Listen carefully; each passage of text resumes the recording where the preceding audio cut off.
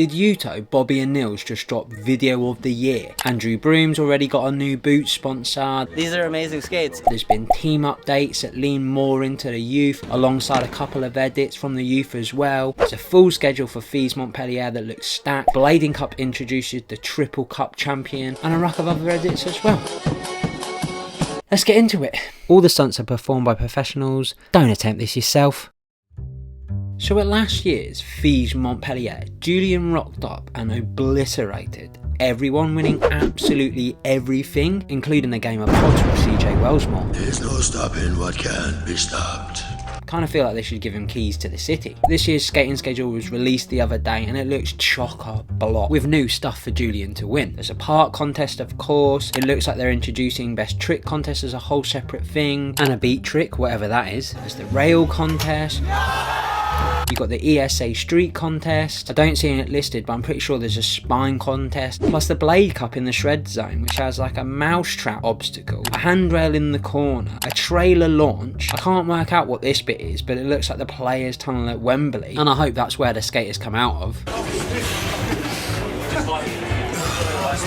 And the Blade Cup have introduced the Triple Cup champion, so each one of their events, Montpellier, Asia and America, now has a point system, and there will be a Triple Cup champion crowned in America. Excellent. 10 points to Gryffindor. Cool way to expand things, and maybe the start of something else if like all of our biggest contests like come together, organised like a league and an official like tour circuit. That'd be well exciting. I don't ride for razors no longer. And instead, Andrew Broom is now pro for standard. These are amazing skates. I did a poll about a month ago and 47% of you thought he'd go to standard, probably because of the links with Jumbo already. But he's his own man and makes his own decisions, so he tried a fair few skates including T-necks, factions, he had to go on the Mesmers. They are. They're classic. And them shit's still hitting, you know, it's a Cadillac. And also standards.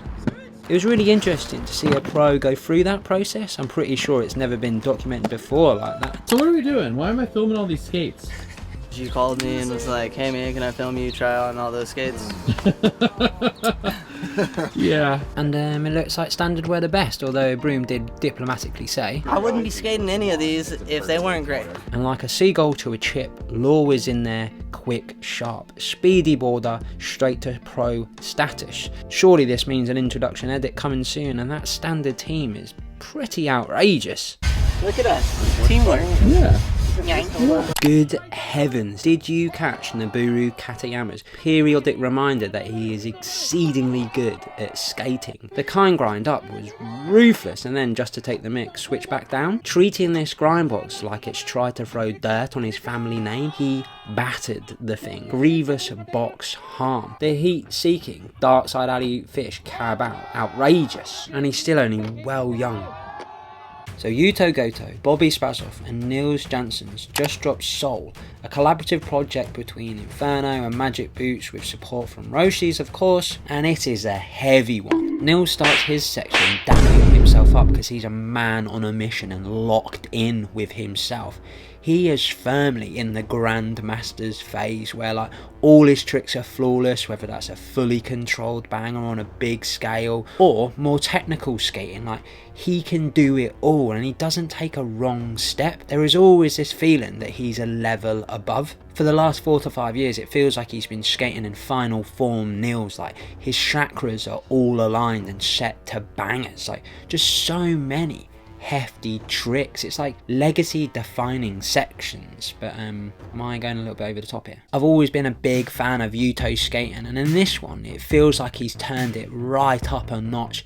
He goes off, man, and it's probably his best section to date. Just bags full of crafty moments and all those nuances that play right into my sensitivities. Like there's a line where he fishes the rail, mistrails the ledge, over the rail, and then full fishes. Perfect. That was Michelin star dining. There's another line where he starts with a switch misfit, then does a true misfit, which was unreal. There is no way you've seen a more stylish true kind grind, and I was a bit surprised with the big 540, and it looked like those girls in the background were fairly surprised as well. Plus the roll into fat front cess slide, fakey 3 out. He is just a very cool bloke, and I feel like this has really boosted up his stock. Plus He did it all in 12 days, mate. That is biblical. I do feel though sometimes he becomes a bit of a myth and like disappears and we don't always see that much skating from him. Like, I hope this is a sign that it's going to be a change this year and we get more like that. Now, Bobi was the main filmer, but between catching some of the best skating Yuto and Nils have ever done,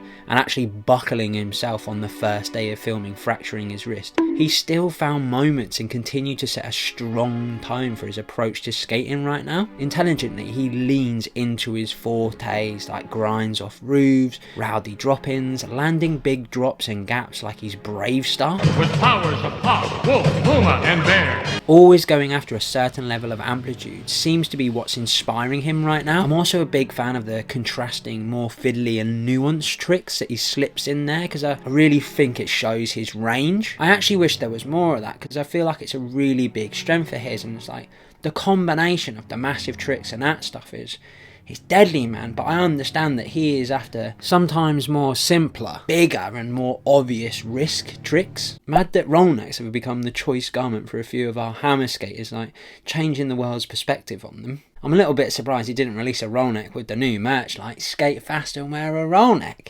That'd have been sick, man. I reckon people might say something about using a Radiohead song just because it's such a big band and song, but I think the skating matches the tone. Maybe it being a remix with a slow build up helped as well, but as a rule of thumb, I think if the song becomes distracting and bigger than the skating, you've absolutely had one. But in this case, I was like locked in. Overall, the video felt very grand. It reminded me of watching Daily Bread 4 Quattro for the first time, which also happens to have a Radiohead song in it. It's also a solid look for Roces, especially in a time where, from an outsider's perspective, with the new ownership, it seems that like uncertainty is like looming around it, but this video pushes back on that completely and sets a really strong message. Thank you. Stepping back and looking more broadly at all the videos on Inferno plus Candy and probably Domestic Punk 2, there's strong cohesion. You can obviously only create that with time, but you can see the consistency and the look now that's associated with Bobi's output. It's the kind of stuff that maximizes a skater's appeal, creates a bigger impact. It's the stuff that works so well for basement, and it's the kind of stuff that has people winning SOTY and Section of the Year and stuff like that. What are we now? April. Edit of the year, 100% a contender, maybe even like sections of the year in there as well for the individuals, and like I get the feeling it's going to be a big year for them lot as well. If you're into the vids and appreciate that I managed to put this together with this monstrosity on my arm, there's a few ways you can support me. Likes, comments are always absolutely wonderful. I've got a Patreon, I've got a channel membership, sneak peeks, exclusive videos, all that kind of good stuff. I've got merch, muzzle stuff goes to supporting the channel as well, and it really does help to keep this channel going. Got some big news coming soon, stay tuned for that.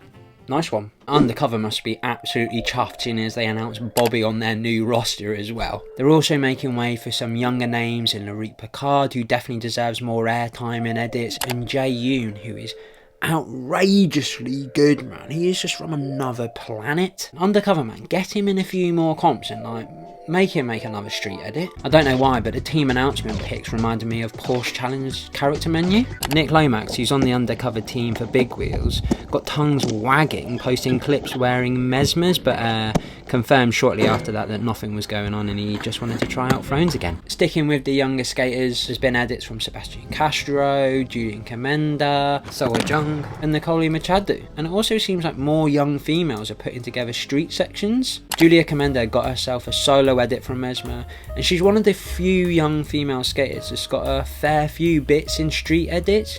She gets fully stunk into it and looks like she knows exactly what the crack is. Just like loads of fun, loads of great tricks in there, a full range of spots, and a growing confidence that's translating well in these edits. Another female who we're starting to see more street parts from is Seoa Jang, probably the most stylish young skater about, and this edit puts more weight to that.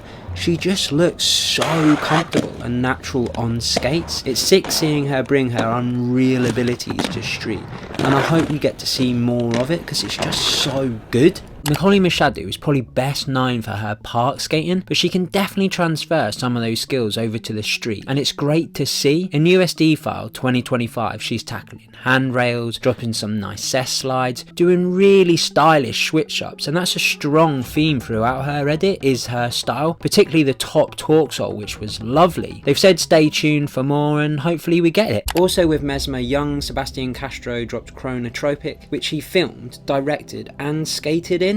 Talk about fully immersing yourself with the culture, and so positive to see someone so young going after like a really big project, putting in the time and effort, having a really clear vision of what they want to achieve with it as well. I'd say that was pretty rare in rollerblading from someone so young, and definitely deserves acknowledgement. The video feels like it takes inspiration from a Beavis brain god, and Sebastian has talked about having Drew Nemorowski as a filmer that he looks up to, which is no bad thing, and the video still carries its own vibes. It features skating from the likes of Oliver Prado, Hayden Bull, George Castro, his dad, John Bellino, and of course himself, Sebastian Castro. A sterling first outing, and you should definitely check it out. What an absolute shout from Kaiser. Seba Sufferheld has just been announced on the team, and he is an absolute bandit, man. His edit last year, Tiki Taka, probably my favourite edit of last year, just so much raw energy.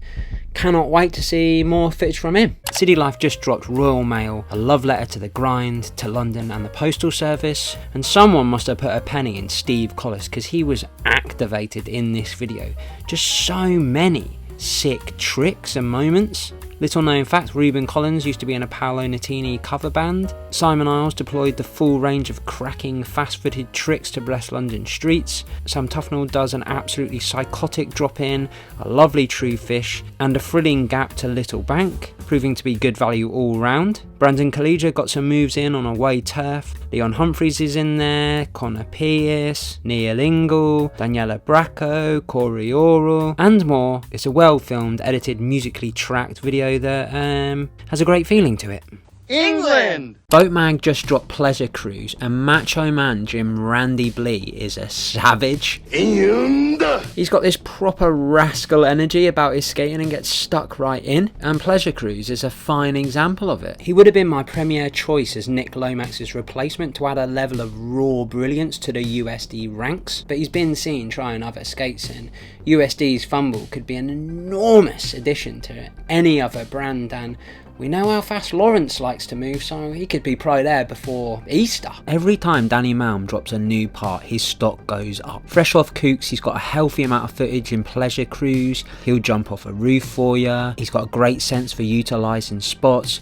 He'll drop plenty of craftiness and little touches to elevate things. And he has a line with a Roy to gap Ali X grind, which you don't see that often, and I know people like to dismiss curb skating, but his gap over the rail to disaster true top sole was Larry, man. Sam Askin is quietly a crafty operator, looking like a young Rene Hallgreen. He's got pockets full of delightful manoeuvres. He's a crusty spot sailor, getting stuck into dog rough obstacles. He's got an easy on the eye style, and he also does this floaty shuffle cowboy hop to Mistral, which I love. The Pleasure Cruise lineup is actually ridiculous. Another classy operator who is featured is James Truitt, who has an arsenal of cunning manoeuvres I'm a big fan of. There's Jimmy Cement Fist Cobran, king of the wall rides. He's got plenty of fanciful manoeuvres in there, probably his best section to date, and he even accidentally gives Ian Walker a little shiner. Spring Heel Casals has some delightful bits and jumps into a bin. Dark Arts skating from Eric Woods, Jeremy Spire is in there, Jordan Smith, Tom Leong, and as a special treat, a rare sighting of Joey Lunga. Definitely an underviewed video. Them skates have been pretty active in the last month with 3 pieces on their channel. First up, Matt Reyes, whose edit is full of absolute corkers. There's a look back 360 that looks like his body barely goes up and it's all legs. A fakey top sunny on an angle with some lovely foot movement. A top acid compression pop to top sunny, and a fine collection of stunning top sole based tricks, including this true top sole fully nestled in like a squatting swan. Next up is Sean Ram Dass, who skates with an air of stoicism, if that's the right word. There's a calmness and strong emotional management when it comes to his tricks, which to me translates as confidence in what he's doing and his approach. I think he's one of the best at presenting fairly simple traditional skating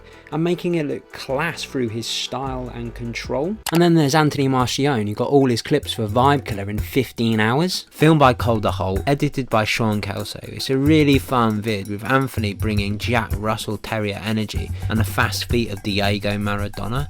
It just looks like he has a belter of a time, throwing out cheeky tricks all over the place. The Crowder Power Blade comp, which is always a lively one, is on this weekend, April 12th. $1,000 prize put in there. It's going to be a banger as always, I suspect. And a bit more on the youth. Michael Peterzak is now officially with Roces, coming from USD. And Kate Bedwetter is now with Somatic Wheels. Cheers for watching the vid. Massive thank you to my patrons and channel members. Simply couldn't do this without you.